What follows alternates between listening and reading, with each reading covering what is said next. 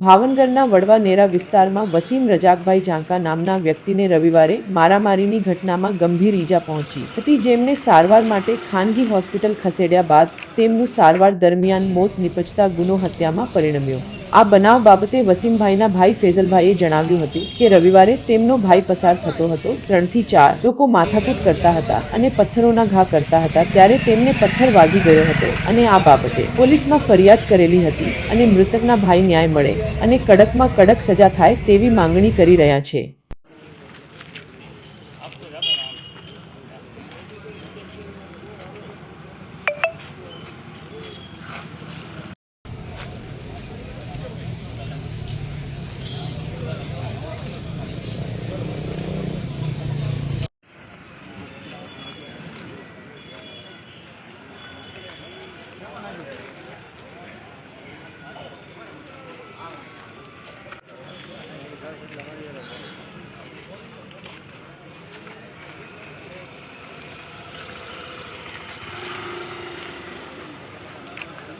તમારું નામ છે?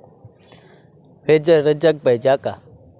રજતભાઈ, કા રહેવાનું તમારા ભાઈ સાથે શું ઘટના બની? અમારે રહેવાનું વડવા નેરા ચોક મોપાનની ડેલી। મારો ભાઈ બાવગર ચોક પાસેથી નીકળ્યો હતો ગાડી લઈને। ત્યાં 3-4 જણા માથાકૂટું કરતા હતા, બરાબર છે। તો ત્યાં એને છૂટા પાણાના ઘા કરતા હતા અને એને પાણો વાગી ગયો છે માથે। કોણ કોણ હતું એમાં? એમાં સાહેબ અજાણ્યા શખ્સો હતા, એ તેમના નામ તેમને હું ઓળખતો નથી કોઈને। આ ચાલો બનાવ છે? આ બનાવ છે રવિવારે રાતે।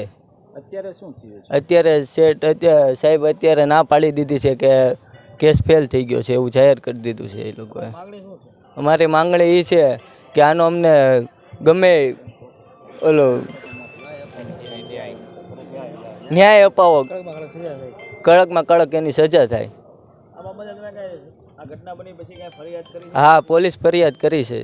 ફરિયાદનું નિવેદન લેવા આવ્યા હતા? ના, અત્યારમાં એવું હતું કે અમે આ કામમાં હતા, પછી અહીંયા નહોતા ને આવશે અકબરભાઈ કામ પતાવે છે। આ માથાકૂટ થવાનું મુખ્ય કારણ શું હતું? એ તો સાહેબ નથી જાણતા। અમારે તો ખાલી ત્યાંથી નીકળ્યો મારો ભાઈ અને આ વાગી ગયું છે। કઈ જગ્યાએ બનાવ બન્યો? વડવા બાવગર ચોક।